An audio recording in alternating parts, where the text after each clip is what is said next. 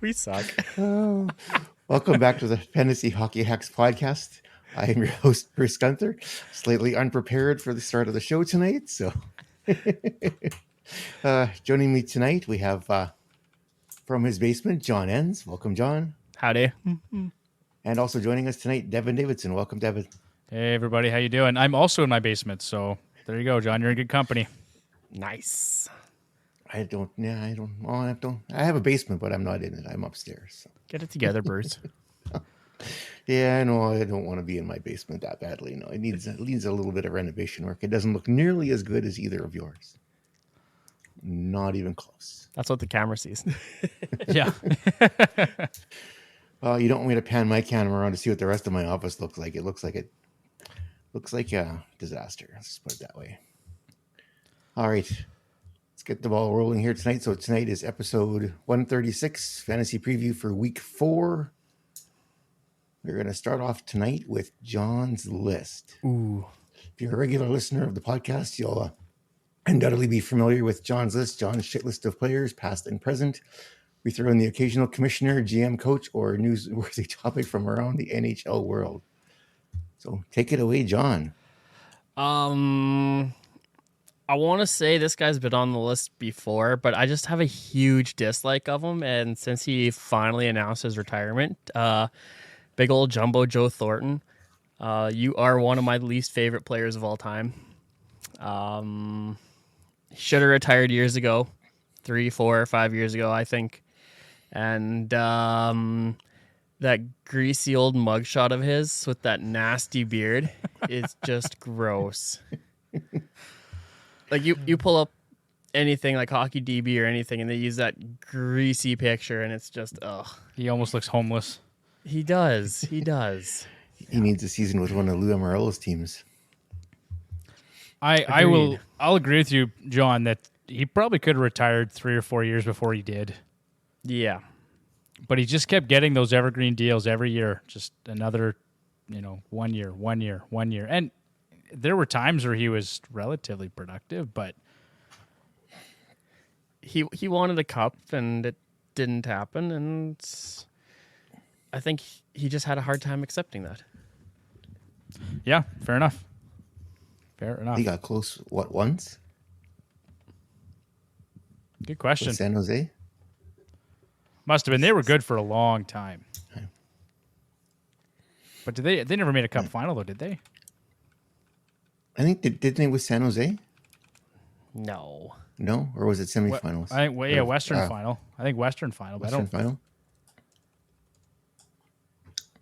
I don't remember. John's looking it up. It's his list. He can look it up. Okay. I am looking it up. Just no support. You're on your own, John. Figure it out. You're on your own. Yeah. Typical. Well, we'll let John look that up. Maybe Bruce. Let's. Yeah. Okay. Let's move on here to fantasy lock of the week for week 3. Would have been last week. Our fantasy lock of the week is. Hey, wasn't this guy last week's fantasy lock of the week too? Jack Hughes? It's because he's just fire. Makes another appearance. Right? Makes another appearance.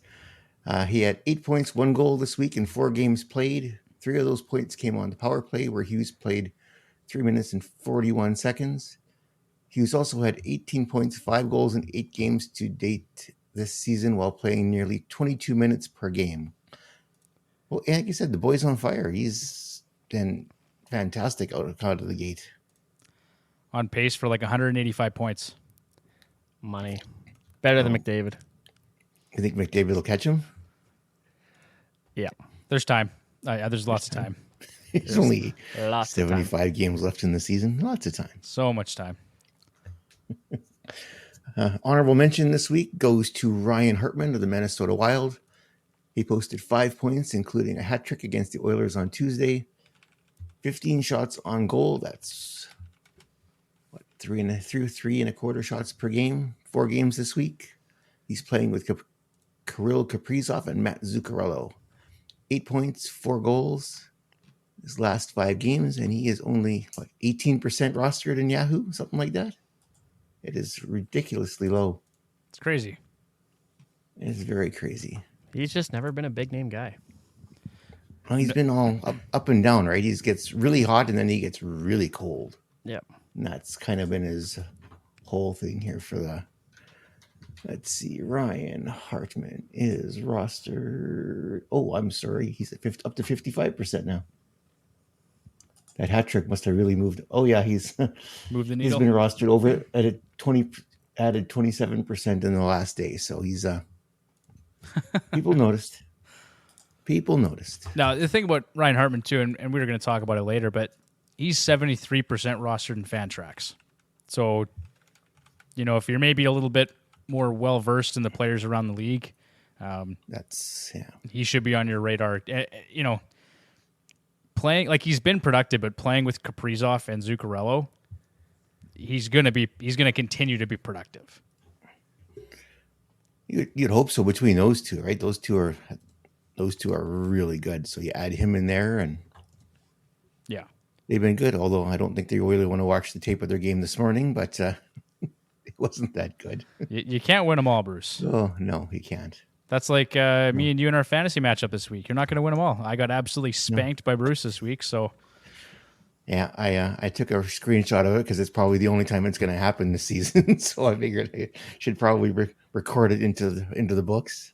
No. I mean, I was a very absentee fantasy manager again this week. I think I actually forgot to put Connor McDavid in my starting lineup tonight. He didn't. It wouldn't have helped you a whole lot. No, I mean, I missed out on 3 points. Not a huge deal, but still, that's not something I would typically do, right? So I've been so busy. No. I wanted to mention, actually, speaking of the Edmonton Oilers, Evander Kane, shout out to that man who is now up to 6 points and 2 goals in 8 games played. Had a pretty solid game tonight. 4 PIMs, 6 shots on goal, 3 points, 1 goal, and 20 and a half minutes time on ice. He was feeling it. Yeah. Did you guys watch any of the game? Oh, yeah.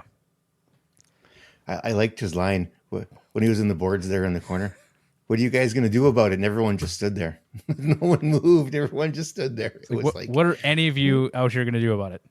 Yeah, Nothing. Absolutely nothing. And that's what the Flames pretty much did tonight, was absolutely nothing. Oh, and he threw 6 hits too. So, yeah. Solid game. Nice.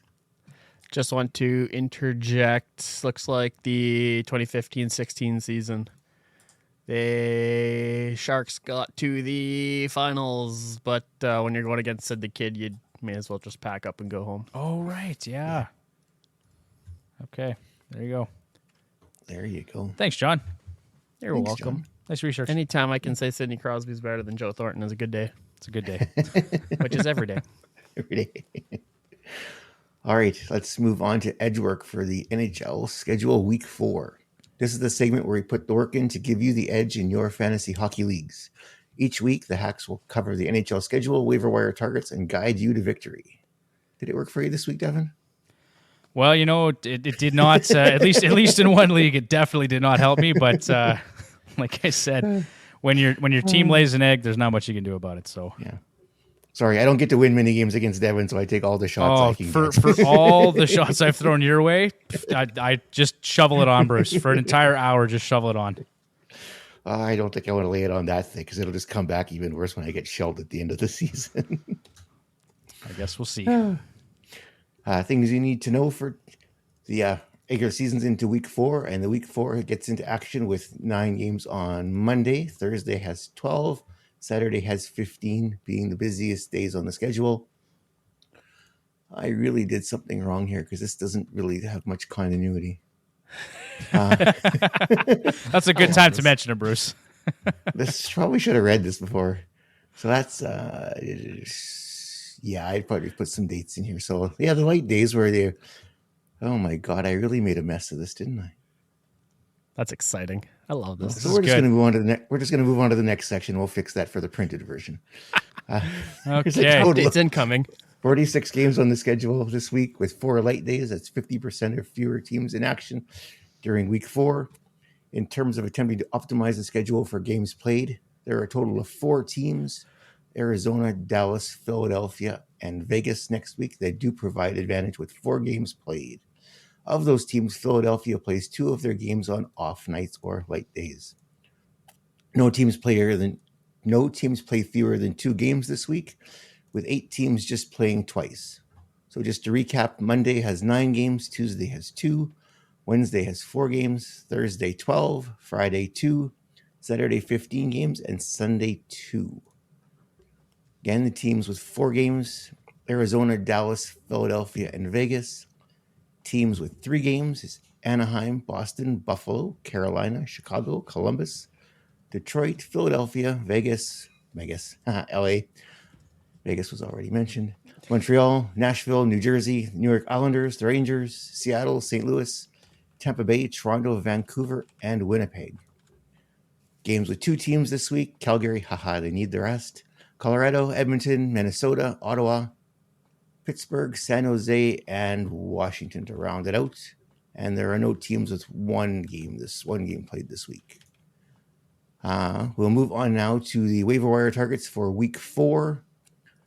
Let's start with one of my perennial favorites. Devon, you want to talk about our first guy on the list? Yeah, Sean Couturier for the Philadelphia Flyers, 21% rostered, which is just outrageous. 61% in Fantrax, which is a little bit more reasonable in my opinion. But he plays 4 games this upcoming week against Carolina, Buffalo twice actually, a home-and-home series there, and against the LA Kings. We talked about him lots, Bruce, in the preseason. He was one of our bounce-back candidates. And through 8 games, that appears to be the case. 7 points, 2 goals. He's playing nearly 20 minutes a game. He's on power play 1 and playing with Owen Tippett and Cam Atkinson. So if you haven't already, go grab Sean Couturier. This man is going to continue to produce for the remainder of the season, permitted he's healthy. But Bruce, I really like Sean Couturier, and I wish him all the success this year. Yeah, his back is holding him nicely, and they are not easing him in at all. They dropped him right into the deep end, both him and Atkinson. So it's been nice to see, and they've been off a nice little run to start the season here too. So that's good. They're not nearly as bad as we all thought they were going to be, but it could balance out as the season goes. But they've been off to a great start. 4-3-1 through 8 games played. They're ahead of Washington, Columbus, and the Pittsburgh Penguins.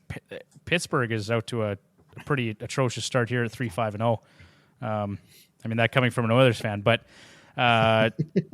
it's funny, and this is one of those things we've talked about lots. And I know I was like Chicken Little last week. The sky was falling, but it's early. These are small sample sizes, so nobody should panic too much.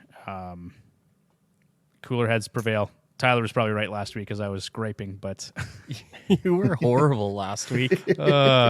just awful.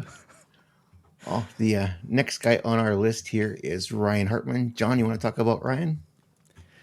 Sure can. Yeah, we just mentioned him mere minutes ago, just about how he's always up and down, but his recent performances and deployment's been good. The downside is the schedule this week, Rangers and Devils. That's definitely tough to deal with. He's playing point per game, though, 9 points, 9 games. And time on ice seems to be climbing up a little bit here in the last couple games. So definitely ride the hot hand while you can. There you go. Next guy on the list here we have is William Karlsson. So he's currently rostered 37% in Yahoo, 58 in Fantrax. He's got 4 games this week, and don't look now, but Wild Bill is once again on pace for 91 points in the season. After starting the season with 10 points and 3 goals in just 9 games, shot volume leaves a lot to be desired at just under 2 shots per game, and the deployment is less than ideal. It is I believe it's the third line. But ride the hot hand. He's got 4 games this week. If you've got a spot in your lineup, he'd be a guy worth adding. And I like his schedule too, Bruce. Like Montreal, Winnipeg, Anaheim, depending on who's starting for those respective teams. But, the only real challenge that sticks out there is Colorado. And, despite having some less than elite line mates in Dorofeyev and Amadio, and on power play too. Like, there's some things to not like about Karlsson, but I didn't realize, Bruce, 10 points. He's on pace for 91 points. That's crazy. I know. Third line, you go to think third line center, it's like not, but Vegas has looked really good here to start the season. They've had there is no Stanley Cup hangover for them. They are just chugging along like a well-oiled machine. Don't remind me, Bruce. Sorry. Well, then maybe you want to talk about Nick Schmaltz then. Yeah, let's talk about Nick Schmaltz. I mean, I feel like we've talked about him lots, even preseason and even recently here. But again, this is a guy, dual eligibility, center right wing. They're improved. They look better. He's stuck on that line with Clayton Keller and Barrett Hayton, and they've got 4 games this week. So Chicago, Vegas, Montreal, and Winnipeg. Again, this is a pretty desirable schedule, particularly against Chicago and Montreal. But you can pretty much copy and paste the notes from Sean Couturier for Nick Schmaltz. 8 points, 2 goals in 7 games played. Also averaging just over 20 minutes a night and plays on that top line like I'd mentioned. Another player that shockingly is only owned in 36% or rostered in 36% of leagues in Yahoo. Fantrax, again, is just a better barometer for what the more advanced fantasy manager would view this player as, but 80% in Fantrax. So go out and grab him while he's still available. I've had Schmaltz. This is the 3rd year in a row. So this year I actually drafted him like late, like second, third, last round. The 2 previous years I picked him up on waivers after people have dropped him because he'll have one of his injuries where he's out for a week or 2 on injury, and he has been damn close to a point per game when he comes back from those injuries. And I just can't believe he's there. Like, just one of those. I guess maybe it's Arizona, right? No one likes Arizona. They don't do well perennially, and I don't know, but he's always done well. So yeah, I think people, this is not your dad's Arizona Coyotes. Like, they've got a lot of talented young players, and I like their goaltending. The defense looks better. Like, they're making strides finally. And in particular, that top line, they're really good. So if you're sleeping on Nick Schmaltz, you should not be. Yep. No, go get him. Go get him now, please. And actually, buy low candidate Bruce, Barrett Hayton, who currently has 0 points through 7 games, but he's still playing 4.5 minutes on the power play, 67% power play share, over 3 shots on goal per game, 14 penalty minutes through 7 games. 20 minutes time on ice. It'll turn around. It's going to turn around. It's going to, when he finally gets going, the floodgates are going to open. Because like you said, that team is very much improved from last year. It won't take too much longer and the floodgates will open and everyone will be running to the waiver wire to pick him up because that's probably where he is in a lot of leagues right now. He's 8% rostered in Yahoo, so guaranteed, yeah, he's probably sitting on someone's waiver wire. 92%? Yikes. Yeah. All right, let's move on to Wyatt Johnson. So he is currently 18% rostered, 67 in Fantrax. Dallas has got 4 games this week. Johnson is playing on line 3 with Jamie Benn and Ty Dellandrea. Also seeing some time on power play too. So it's still early, but Johnson's on pace for 68 points and 27 goals here through the first 6 games of the season, which seems like a realistic improvement off of his 41-point, 24-goal rookie season. Playing top 6 minutes and on power play 2, Dallas is a recipe for fantasy success. There are some concerns with the underlying metrics, but I'm willing to take a gamble on the 20-year-old, at least for the upcoming week, which Dallas plays 4 times. I think that's valid. If you got a spot, Johnson's been doing well lately. He'd be a good one to go out and grab. Yeah, I think he's playing well despite his line mates. It doesn't matter, Jamie Benn or Ty Dellandrea. It doesn't matter. Wyatt Johnson's a hell of a player, and on a 4-game schedule, yeah, I'm going to give that kid some time. Absolutely. Yep, for sure. Next one on the list, Devon, do you want to talk about Mr. Bobby Brink? Yeah, Bobby Brink. For me, it's kind of, again, 4-game schedule, Carolina, Buffalo twice, and the LA Kings, so same as Sean Couturier. But he's getting some of that power play time that we didn't expect him to see. So 4 points, 2 goals, 3 power play points in his last 2 games played. He's got 6 points in 7 games overall. He's seen significant time on the man advantage, actually. 92% power play share against the Minnesota Wild on October 26th. He's probably been more of a power play 2 guy, but for anyone who may be struggling with some of the production or lack of production from Owen Tippett, I know he had a slow start. I don't know if he's done anything here in the last week, but he's looked better now, so 5 points in 8 games. But he did start slow. So, again, just going back to Owen Tippett here, he was pointless in his first 3 games, only had 2 assists in his first 5. He's starting to figure it out now, but that was a guy who everyone thought was a lock for power play 1. He's kind of seen his deployment, at least early, decline, and his time on ice, actually, only 15 60 minutes here the last couple of games. So there's a bit of an opportunity for Brink to come in and make an impact.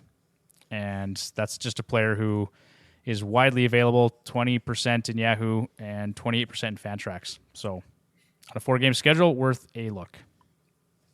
I know in both our leagues, he disappeared off the waiver wire here very quickly over the weekend. Once we saw that he was getting some action on power play one, he got snapped up really, really fast. Well, and again, 4 points in 2 games, like that's going to catch people's attention, and yeah, lots of power play time. And like, it's surprising to me that he's getting 17 and a half, almost 18 minutes, over 19 minutes in his past 3 games. And meanwhile, Owen Tippett, who he's amongst the leaders, I think, in shot attempts, is kind of just getting sat. Like, it's strange. This guy, he's got 30 goal upside all day, and I guess Torts isn't happy with him. So, and when Torts isn't happy, you sit on the bench. Yeah, exactly. He got in the doghouse somehow, so that's not a good sign. But hopefully he gets out soon. Last forward on our list here tonight is Ryan Johansson. John, you want to talk about another Ryan? Yeah, no, absolutely. Ryan Johansson, he doesn't take a lot of shots, but he's playing in that top 6, getting PP1 minutes in Colorado. Definitely something to look at there, with a 77-ish% power play share, with a 429 time on ice on the power play. You can't overlook that. So with 5 points, 4 goals in his last 4 games, he's doing very well, must add, despite just the 2 games this week in week 4. Week 4. Yes. Yeah, week 4. Yes. Oh, I'm losing it. But yeah, no, I've never been a huge Ryan Johansson guy, but he's been relatively consistent, it seems, here for a little bit, and absolutely take a look at him. It never hurts to have a guy like that on the team. Well, he seems to be fitting in nicely there too in Colorado, right? He's on the second line right now, so between looks like Juran and Rantanen, so lots of opportunity. You mentioned he's playing on power play 1 as well, so great deployment. He's only 46. Oh no, that's the wrong guy. 29% in Yahoo, 50% in Fantrax. If he keeps putting up points, that number is only going to increase. And Colorado's a team that can score a lot of goals in a hurry when they want to. Yeah, I saw he's getting time with Thomas Tatar too, and that kind of excited me between him and Mikko Rantanen. Like, Thomas Tatar has been a great 5-on-5 producer over the course of his career, and then you add Mikko Rantanen, who's an absolute stud, right? Like, that guy, with or without Nathan McKinnon, he's incredible. So, and Rijo, it looks great. He looks like a passable fantasy asset. So I'm really intrigued by that guy right now, for sure. I picked him up in 1 league. I think our ESPN league, Bruce. He didn't help you this week either. Well, that's okay. Nobody really did. That's okay. Hey, I said at the start of the year, I finally got to draft Connor McDavid, so I just don't care what happens with the results. I'm just going to ride it out. I got Evan Bouchard on my team too. Lame. Yeah. It's all good. It's all good, man. All right. There you go. That's it for the forwards for the waiver wire. Let's move on to defensemen now. So our first defenseman, if you notice a reoccurring theme here, is also from the Philadelphia Flyers. It's Travis Sanheim. Mike would just be loving this. What's that? I said Mike would just be loving this. Mike would be loving this one. You bet. Oh, yeah. 46% in Yahoo, 60% in Fantrax. Again, they got 4 games this week, so Travis Sanheim is playing some massive minutes right now for the Flyers. He's averaging 26 minutes a night. He's receiving nearly 50% power play share and has 8 points, 1 goal in 8 games to date. With 4 games on the schedule for the week, Travis is an excellent option if available. And I think, too, he was promoted to power play 1, if I remember correctly. He is currently listed on power play 1. They moved York right off the power play entirely. So that's exciting. There you go. But yeah, Sanheim's basically doing everything for Philadelphia back there so far. This short season so far. Yeah, it's really strange that Cam York just got yanked fairly quick. It just seems like Tortorella is throwing mud against the wall and just seeing what sticks, right? Like we all kind of thought Tippett was going to be great. Cam York was going to have a good season. He seemed to have won the favor of the head coach last season, and now it's like, that was last season, kid. Take a seat, right? So Travis Sanheim, 8 points in 8 games, almost 26 minutes a night. Do you think maybe it could be because Philadelphia was off to such a great start that maybe Torts is trying to lean on his veterans a bit more to see if they can push this out a little farther and see if they can get a few more positive wins to start the season, and then if the season goes sideways and then go back to the kids, but for see sure how long they can ride this out for. Yeah, but I can see that on defense with Sanheim and York, because York, it wasn't like a given that he was going to be the guy all season long, right? But they didn't have a ton of options. If Sanheim's producing, he's got 2 power play points there, then so be it. I don't know. It's weird. Like what is Philly trying to accomplish? That's right. Like it's just they were the bottom feeder last year. Are they going to be much better this year? Maybe. They're off to a better start than the Oilers, so we'll see. It's not hard. Yeah, we didn't set the bar high. Nope. No, and they made the Oilers look foolish in their trip to Philly so far earlier this year. Yeah, and they've got lots of good pieces, Bruce. Like you look at players like Tippett and Cam Atkinson and Sean Couturier and Travis Sanheim, obviously having off to a great start. Travis Konechny's one of those players that you know he's got 70 or 80 point potential. Carter Hart in goal. You know, if he got any kind of defensive support, can be a very good young goaltender. So I don't know. Maybe they turn things around. Maybe they surprise this year. Maybe. The next guy on our list for defenseman here is Mr. Ivan Provorov. He is currently rostered 17%. He's gone, I think, in both our leagues. 54% in Fantrax. He's got 3 games this week. Zach Werenski is healthy for now and running the top power play unit once again in Columbus. However, Provorov is still playing big minutes and receiving a big role on the second power play unit. 6 points in 8 games played, and he's got 2.75 blocks per game. So he's quietly putting together a nice little season for him here to start off. Not something we really expected, but I'm sure everyone in Columbus is quite happy with seeing that. Yeah, you got to love it. And the category coverage is great too. Almost 3 blocks a game. That's like Alec Martinez territory. Definitely. Someone picked him up this week too in one of our leagues. I think that's probably get some bonus points for the week. We joke about that all the time, like Alec Martinez is a fantasy guy, but for certain categories, he holds some value. So, well, and two with I think both our leagues blocks have a decent value. I think they're half a point a block, or is it 0.25? I forget. I think in the FHHL, it's worth something anyway. Yeah. I want to say it's 0.25, maybe. I don't know if I value them quite as high, but I think like blocks, hits, and another category were kind of similar. Obviously, in my mind, a shot is more valuable than a block, I think. Well, I guess you could make the argument they could be similar, but I think just for in terms of a chance or goal generation, I would value shots more. You bet. Next guy here, I am going to butcher his name once again. Pavel Mintyukov. Nailed it. Anaheim. Did I? You nailed it, yep. Sounds good to me.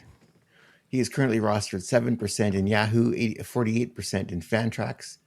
Ducks have 3 games this week. He was a top 10 pick in the 2022 draft. Mintyukov is getting top 4 minutes in addition to a role on the top power play unit. He's got 4 points, 1 goal to go with nearly 20 minutes time on ice, and he has a 58% power play share, which is roughly, was that three and a half minutes roughly? 3.5 minutes. Yeah. So thank you for, he'll be sending Jamie Drysdale a thank you for getting injured message, so that he's kind of slipped in there nicely. And I think the spot was eventually going to be Drysdale's to start the season, but Drysdale's hurt again. So Mintyukov has stepped up and has done a very nice job so far there for the Ducks. He's a real blue chip prospect, and it's not surprising that he's getting power play 1. He may have gotten that even if Drysdale were in the lineup and healthy, because Drysdale really hasn't done a whole lot to make a case for himself. I know he's been dealing with injuries, but the Ducks, again, they seem to draft defensemen really well. Hey? Like you go back a few years ago when they had Lindholm and they had Montour and Shea Theodore. All those guys came out of Anaheim. They're all on the roster. There's some crossovers. Crazy that they're gone now.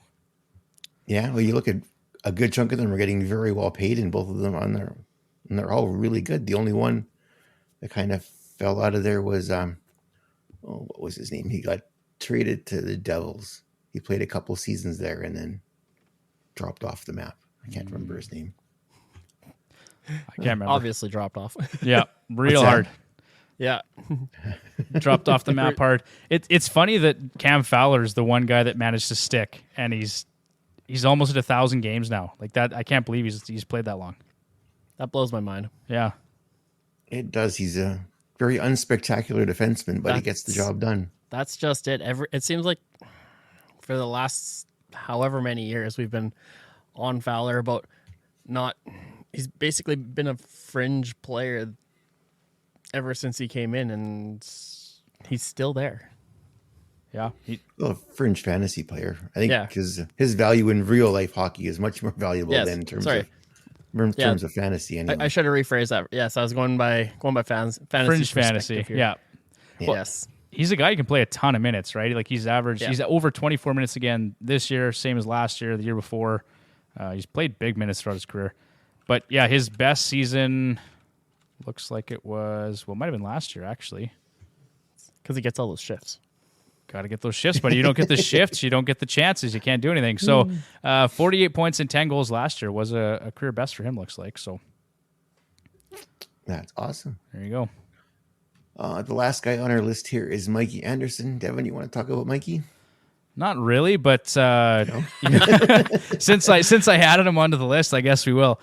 This is probably more of a deep league ad, but he's been really effective to date. He's got 7 points, 1 goal in his last 7 games played. He's on that top pairing with Drew Doughty. For bash leagues, he probably makes some sense. 2.13 hits per game and 1.38 blocks per game so far this season. Really no power play time to speak of, but 3 games on the schedule this week, 8% rostered in Yahoo, 26% in Fantrax. So I think there's a little bit of traction there, maybe in some deeper leagues or just more competitive leagues.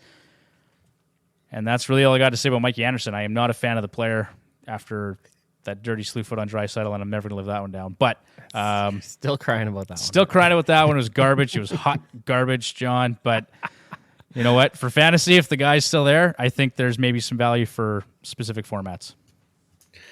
Do we have to pay Tyler every time we say hot garbage on the air? No, he doesn't have that copyrighted. No? I don't think. Oh, okay. I'm not paying him anyway. All right, that's it for our defenseman for waiver wire picks. Let's move on to goaltenders. I would like to say that Mikey Anderson has the same amount of points as Draisaitl in his last 3 games.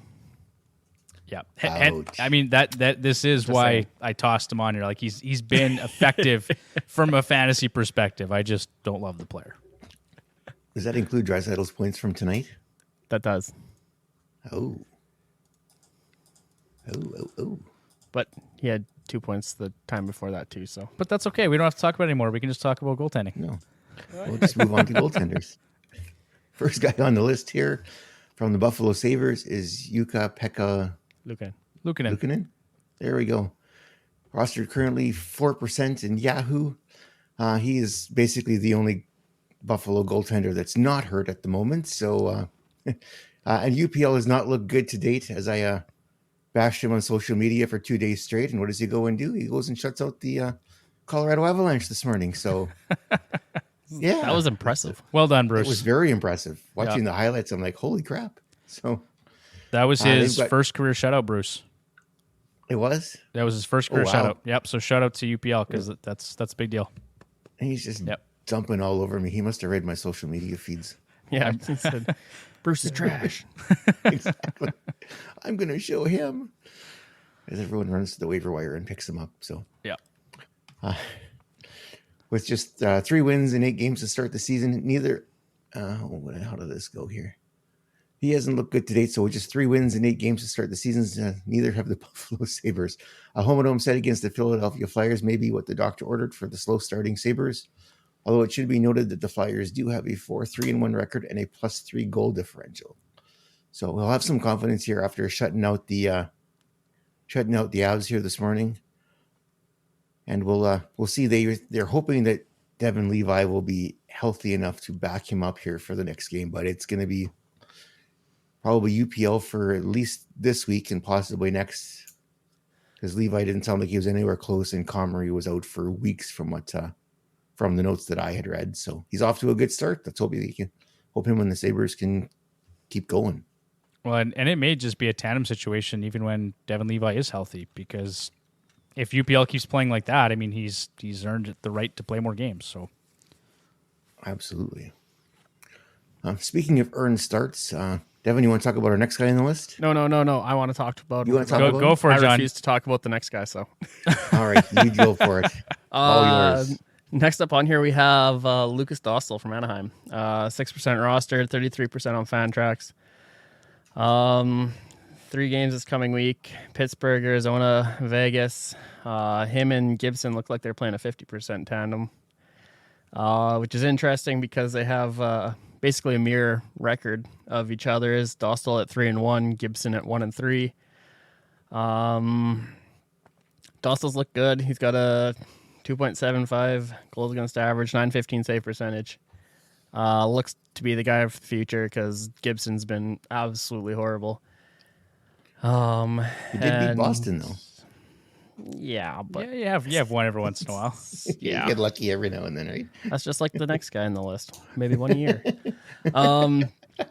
But yeah, no, Dostal sits currently at 9th in goals saved above expected at 3.4 to date, and he's looked good on a mediocre-ish team. That's being generous, John, I'd say. I'm being polite today. I know. They're a good young team, or they will be a good young team eventually. They've got lots of good pieces there. But Yeah. I like Dostal just for the fact he's going to face a ton of shots. It's similar to John Gibson just before the PTSD thing. So let's just hope that he can continue. I think he's a sneaky ad for this week. You know, tough game against Vegas for sure, but Pittsburgh and Arizona right now are probably winnable games, or at least competitive games for the Ducks. Agreed. And they've looked pretty good here as of late. They've road trip. They've gone into Philadelphia and basically owned them. It was not a pretty game from the Philadelphia standpoint, so that's some good news for them. Devon wants to talk about the next guy on the list, though, because Devon really likes this guy. Because John refuses to.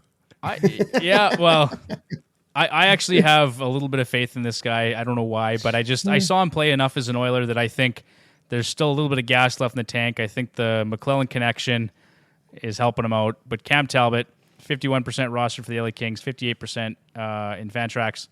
3 games this week. Going to be a tough one against Toronto, probably against Ottawa as well. And the way Philly's playing, that is also a tough matchup. But the Kings have generally been a good shot suppression team, good defensive structure. That's a really sound environment for a goaltender to be in. So I think Cam Talbot, and right now he's getting the bulk of the starts. So 71% net share. He's appeared in all of but 2 games for the Los Angeles Kings to date. And at the time of writing, has a 3-1-0 record with a 2.45 goals against average and a 913 save percentage. The Kings are undefeated on the road so far this season, and all 3 of their games this week take place away from Crypto.com Arena. So, John, I may be talking out of the side of my mouth here, but I think Cam Talbot has a little bit of appeal,